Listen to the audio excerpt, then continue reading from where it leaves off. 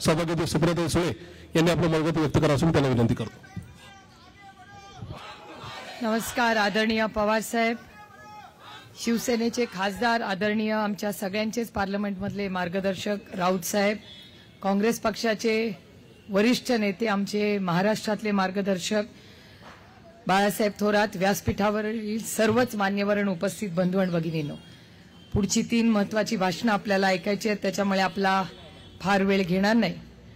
पण शिरूर लोकसभा आणि बारामती लोकसभा मतदारसंघातल्या प्रत्येक कार्यकर्त्याचे मी मनपूर्वक आभार मानते की गेले 3 दिवस रात्र आपण या आक्रोश मोर्चात जे सगळे चाललात फिरलात, लोकांपर्यंत पोहोचलात, एक वेगळा आक्रोश आणि हा निरोप मंत्रालयाच्या 6व्या मजल्यापर्यंत पोहोचलाय।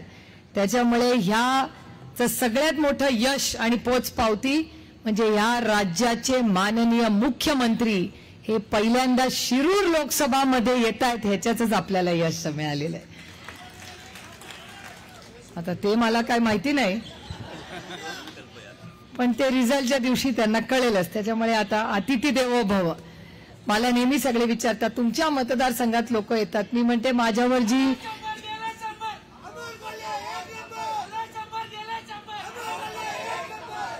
अरे परवा मी एक त्या ह्याच्याची ऐकली, परवा इथे आहे का कोणी इंदापूरचं, ती परवा सक्षनानी काय सांगितली आपल्याला, सोलापूरला म्हणतात बाई काहीतरी कढीपत्त्याची, आता आठवे ना मला, हा 1 रुपया कढीपत्ता सरकार झालं बेपत्ता, परवा मी इंदापूरमध्ये ऐकलंय। खरंच आहे की आज जी परिस्थिती आहे आणि जो संघर्ष आम्ही बघतोय, आज अमोलदादांनी हा सगळा जो मोठा 3-4 दिवसाचा कार्यक्रम केला त्याच्यासाठी आवर्जून थोरात साहेब, काँग्रेस पक्षाची सगळी ताकद आणि शिवसेनेचे सगळे कार्यकर्ते पदाधिकारी त्यांचे मी मनपूर्वक आभार मानतो की महाविकास आघाडीची काय ताकद आहे ही आज सगळ्या त्या 6व्या मजल्यापर्यंत ही पोचलीच असेल। आणि सगळ्यात महत्त्वाची गोष्ट जी मला चिंता वाटते, कारण मी जे मुद्दे अमोलदादांनी बोलले ते मी परत बोलणार नाही, पण आज महाराष्ट्राच्या समोर सगळ्यात मोठं आव्हान कुठलं आहे तर ते पाण्याचं असणार आहे। बारामती लोकसभा मतदारसंघात जलजीवन मिशनच्या माध्यमातून जे काम झालं, अतिशय उत्तम कामं झाली। त्या काळामध्ये माननीय उद्धवजींचं सरकार होतं आणि 50% खर्च केंद्र सरकारने केला आणि 50% खर्च जल जीवन मिशनचा सगळा हा उद्धव साहेबांच्या या सगळ्या सरकारमध्ये, बाळासाहेब थोरात त्याच्यात होते, सगळीच राष्ट्रवादी काँग्रेस पक्ष होती, त्या काळात झालं। इन्फ्रास्ट्रक्चर झालं, टाक्या झाल्या, पाईप बसले, पण त्याच्यात पाणीच नाही आज। त्याच्यामुळे पाण्याचं नियोजन आज अनेक भागांमध्ये, मी खरं तर 2 गोष्टी ज्या केल्या होत्या, 6 महिन्यापूर्वी मी माननीय पियुष गोयल यांना ट्विटरच्या माध्यमातून एक पत्र लिहिलं होतं की आजपासून कांद्याचा प्रश्न हा गंभीर होणार आहे, तुम्ही काहीतरी निर्णय घ्या। आणि तेव्हा पियुष गोयलनी त्यांच्या पद्धतीने मला सांगितलं होतं तुम्हाला काय शेतीतलं कळत नाही, काय होणार नाही, ते सगळं ठीकच होणार आहे। आज तुम्ही बघताय कांद्याची काय परिस्थिती आहे। तसंच त्यांनी इथेनॉलच्या बाबतीत केलं। गुरुवारी सकाळी 11:15 वाजता पार्लमेंटमध्ये उत्तर देताना सांगितलं की या देशातली सगळ्यात चांगली इथेनॉलची पॉलिसी ही 2014 साली झाली। हे दुर्दैव आहे। माननीय आदरणीय खूप उच्च शिक्षित चार्टर्ड अकाउंटंट असे आमचे बंधू पियुष गोयलजी आहेत, पण थोरात साहेब त्यांना माहिती नाही की इथेनॉल महाराष्ट्रात गेले 30-40 वर्ष चाललंय। त्यांना असं वाटतंय जे या राज्यात होतंय हे 2014 नंतरच होतंय, कारण का आधीचा अभ्यास कदाचित त्यांचा कमी असेल, कदाचित, त्याच्यामुळे त्यांनाही माहितीच नाहीये। आणि मी जेव्हा जेव्हा हे प्रश्न बघते तेव्हा कांदा असेल किंवा महाराष्ट्राच्या माननीय मुख्यमंत्री आणि दोन्ही उपमुख्यमंत्र्यांना मी 1.5 महिन्यापूर्वी पत्र लिहिलं होतं की पाण्याची परिस्थिती आपल्या जिल्ह्यातली अनेक भागांमध्ये अतिशय अडचणीची आहे। आजही मी बारामती आणि पुरंदर, इंदापूर आणि दौंडला जेव्हा अमोलदादा आम्ही फिरत होतो तेव्हा प्रत्येक गावात, अनेक गावात असं आम्हाला महिला म्हणल्या की ताई कांद्याला तर भाव नाहीच आहे, दुधाला पण भाव नाहीये, पण आमच्या गावामध्ये आज पाण्याचीही कमतरता होते। तशीच पुणे शहरातही सुरू झालेली आहे, कारण का दादांना माहिती आहे आम्ही 1 महिन्यापूर्वी पुणे म्युनिसिपल कॉर्पोरेशनमध्ये ही मीटिंग घेतली होती आणि तेव्हा पाण्याचा प्रश्न, त्याच्यामुळे माझी या महाआघाडी जे त्यांना म्हणतात 3 पक्षांचं जे ट्रिपल इंजिनचं खोक्याचं सरकार आहे त्यांना विनंती आहे की तुम्ही पक्ष फोडा, तुम्ही काय ईडी, सीबीआय, इन्कम टॅक्स ते थोडेसे दिवस जरा बाजूला ठेवा. ही महाराष्ट्राची मायबाप जनता आज पाणी मागते आणि न्याय मागते. आणि जर ही दुष्काळाची परिस्थिती अशीच राहिली तर त्यांचा कुठल्याही कार्यक्रमाला त्यांना फिरता येणार नाही. हे आम्ही अडवणार नाही. जशी त्यांची तो कसला तर मोदी साहेबांचा रथ फिरतो ना, तो कसा लाठी घेऊन गावातून बाहेर काढतो, तसंच हे जातील ना तेव्हा ह्यांना पण बाहेर काढतील. त्याच्यामुळे संभाल के रहो, आता परत आपल्यावर आरोप येतील की आपण काहीतरी राजकारण करतोय. पाण्याचं राजकारण कधी केलं नाही आणि कधी करणारही नाही. त्याच्यामुळे पाण्याच्या बाबतीत अतिशय संवेदनशील पद्धतीने मला वाटतं या सरकारनी जातीने लक्ष घातलं पाहिजे. आणखीन एक मोठं आव्हान आपल्या समोर आहे, ते म्हणजे अंगणवाडी भगिनींचं. आज या राज्यातल्या सगळ्या अंगणवाडी भगिनी या आंदोलन करतायत. काय त्यांची मागणी आहे की पगार वाढ करून द्या. काय फार पगार वाढत नाहीये. कालच इंदापूरला मी होते, तिथे मोठा थाळीनाद करण्यात आला. 3 तारखेला अंगणवाडी सेविकांचं मोठं आंदोलन हे मुंबईला आहे. आज महाविकास आघाडीच्या वतीने मी आपल्याला शब्द देते की तुमच्यासाठी महाविकास आघाडीच्या वतीने तिन्ही पक्षाचे सगळे आमचे जे वरिष्ठ नेते असतील ते कुठलंही राजकारण न करता अंगणवाडी सेविकांना 3 तारखेला तुम्हाला तुमचा मान सन्मान करायला आणि तुमच्या या आंदोलनातनं पूर्ण ताकदीने आम्ही तुमच्या बरोबर आहोत आणि तुमच्या बरोबर राहू. आणि 2-3 महत्वाचे विषय आहेत. एक म्हणजे आरक्षणाचा. आज महाराष्ट्रात आरक्षणाचा विषय अतिशय महत्वाचा आहे. मी गेले 10 वर्ष आणि तुम्ही माझा रेकॉर्ड काढून पहा की गेले 10 वर्ष लोकसभेमध्ये सगळ्यात जास्त आरक्षणाबद्दल कोण बोललं असेल तर त्या खासदाराचं नाव सुप्रिया सुळे. मराठा, धनगर, लिंगायत आणि मुस्लिम समाजाच्या आरक्षणासाठी पूर्ण ताकदीने मी स्वतः बोललेले आहे. आणि भारतीय जनता पक्ष महाराष्ट्रात एक बोलतात, दिल्लीत एक बोलतात. महाराष्ट्रात म्हणतात धनगर समाजाला आरक्षण देऊ आणि दिल्लीत म्हणतात आम्ही आरक्षण देणार नाही आणि त्याला विरोध करतात. त्याच्यामुळे मराठा, धनगर, लिंगायत आणि मुस्लिम समाजाला जोपर्यंत आरक्षण मिळत नाही तोपर्यंत महाविकास आघाडी पूर्ण ताकदीने तुमच्या बरोबर लढत राहील, हा शब्द मी तुम्हाला देते.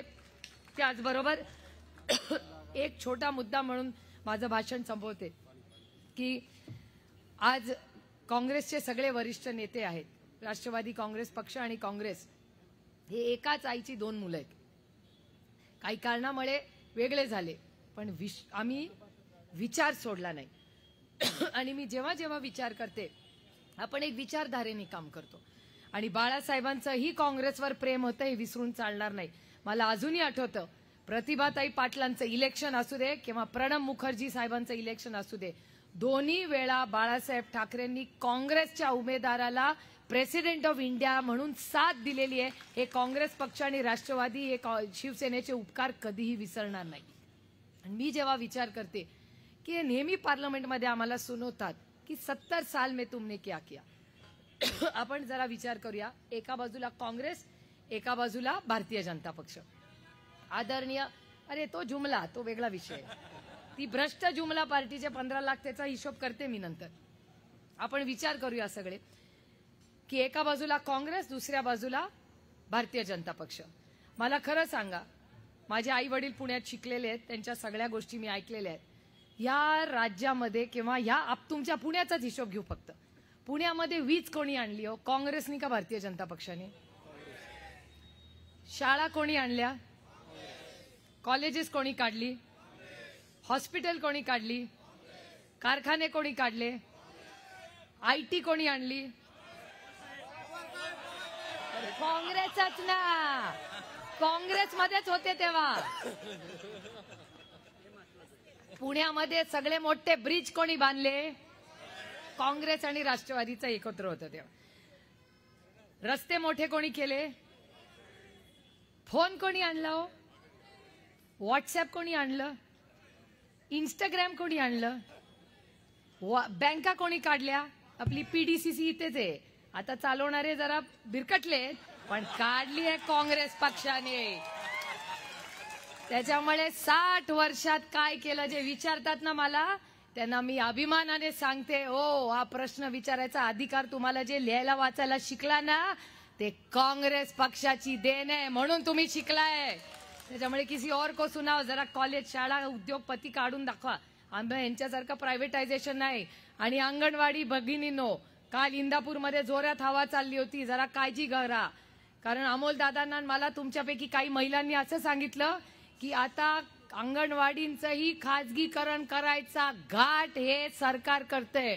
मी तुम्हाला महाविकास आघाडीच्या वतीने शब्द देते की ह्या राज्यातली एकही शाळा जी सरकारी आहे आणि अंगणवाडी आम्ही त्याचं कुठल्याही उद्योगपतीला देऊ देणार नाही, म्हणजे नाही. आणि ती सरकारच चालवेल आणि त्याचं प्रायव्हेटायझेशन आम्ही होऊ देणार नाही. ते सरकारचं काम आहे. आम्ही टॅक्स कशासाठी भरतो मग? जर सगळंच तुम्ही प्रायव्हेट कंपन्यांना देणार असाल तर मग आम्ही टॅक्स कशाला भरायचा? आणि हे सगळे जे म्हणतात ना विकास करतात, कुणाच्या पैशाने विकास करतात? काय घरातले पैसे देता का तुमचे? आम्ही टॅक्स भरतो, आम्ही जीएसटी भरतो, त्याच्यातून विकास होतो. त्याच्यामुळे हे जे आपल्याला म्हणतात ना विकास आणि कसला विकास झाला हो? मला विचाराल तर गेल्या 6 महिन्यात मी या सरकारचा अभ्यास करते रेग्युलरली. याला इंग्रजीमध्ये पॉलिसी पॅरालिसिस झाला या सरकारला. एक काम झालं नाही, फक्त कॉन्ट्रॅक्टरचे धंदे मोठे झाले, एवढंच झालं. सर्वसामान्य मायबाप जनतेला काही या सरकारमध्ये मिळालं नाही. त्याच्यामुळे या सरकारच्या विरोधात आपल्याला मोठी लढाई लढायची. येतील सगळे, मोठी हेलिकॉप्टर येतील. काही लोक हेलिकॉप्टरनीच येतात. माझ्या मतदारसंघात तर 5 वर्षांनी एकदा येतात, म्हणतात मी हमी भाव देतो. हमी भाव तर दिलाच नाही. कर्नाटकाच्या माणसाला आमचा एक कारखाना विकला, इथे पण राहिला नाही. आता हरकत नाही, ते मिरानी बिचारे बरे आहेत, आपल्याला पैसे देत आहेत, पण ठीक आहे, आता दिला तर दुसऱ्याला. अशी अनेक तुम्हाला उदाहरणं मी देऊ शकते.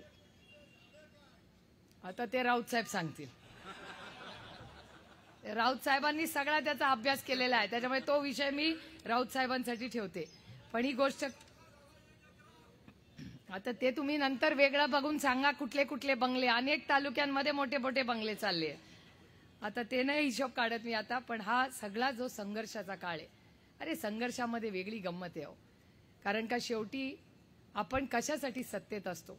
काही लोक म्हणतात आम्ही सत्ता सेवेसाठी असतो, काही लोक वेगवेगळ्या कारणांसाठी. मी राजकारणात कशासाठी आले हे मला माहिती आहे. मी राजकारणात तुमच्या आयुष्यात एक चांगला बदल घडवण्यासाठी आले. आणि 3 गोष्टी लक्षात ठेवून आपण सगळ्यांनी पुढे काम करायचंय: सेवा, सन्मान आणि स्वाभिमान. सेवा मायबाप जनतेची, सन्मान महिलेचा, शेतकऱ्यांचा आणि ज्येष्ठ नागरिकांचा, आणि स्वाभिमान तुमच्या आणि माझ्या महाराष्ट्राचा. त्याच्यामुळे ही संघर्षाची लढाई मला काय अडचणीची वाटत नाही. कारण का मी छत्रपतींचं नाव घेते, अभिमानाने घेते. आणि आदरणीय ज्यांचे संस्कार आमच्यावर झाले असे कैलासवासी यशवंतराव चव्हाणांचेही संस्कार आमच्यावर झालेले आहेत. ते फक्त फोटोपुरतं नाही, आमच्या कृतीमधून पण आहेत. त्याच्यामुळे जेव्हा तुम्हाला आठवत असेल, जेव्हा जेव्हा महाराष्ट्रातला स्वाभिमानी माणूस भाषण करतो तो काय म्हणतो की जेव्हा हिमालयाला गरज पडली तेव्हा आमचा हा सह्याद्री हा दिल्लीला गेलेला आहे. चीनचं युद्ध जेव्हा झालं तेव्हा पंडित जवाहरलाल नेहरूंनी आवर्जून चव्हाण साहेबांना दिल्लीला बोलवलं आणि त्यानंतर आपण चीनच्या बरोबरचं जे युद्ध होतं ते जिंकलो. त्याच्यामुळे हे जे योगदान चव्हाण साहेबांचं आहे हे कधीच विसरणार नाही. आणि हे हिमालय आणि सह्याद्रीचं नातं आहे. पण आता परिस्थिती बदलली आहे, काळ बदललेला आहे. जेव्हा हिमालयाला शिंक येते ना तेव्हा आमच्या सह्याद्रीला ताप येतो इकडे. अशीच परिस्थिती झाली. आता अमोलदादा बोलले हे खोटं नाहीये की ह्यांच्यापैकी कोण इथेनॉलची जेव्हा अडचण आली तेव्हा एक तरी माणूस दिल्लीला गेला का? यांच्यापैकी एक पण गेला नाही. कांद्याच्या भावासाठी कोणी गेला का? गेला नाही. दुधाच्या भावासाठी गेला नाही. आरक्षणासाठी गेला का? मराठ्यांनो सांगा, आरक्षणाला गेला का?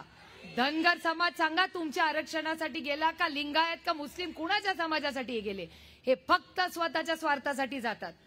मंत्री ते तर आहेच ना. आता म्हणूनच ती आधी भारतीय जनता पक्ष होता जेव्हा उद्धवजींची, राऊत साहेबांची आणि त्यांची मैत्री होती.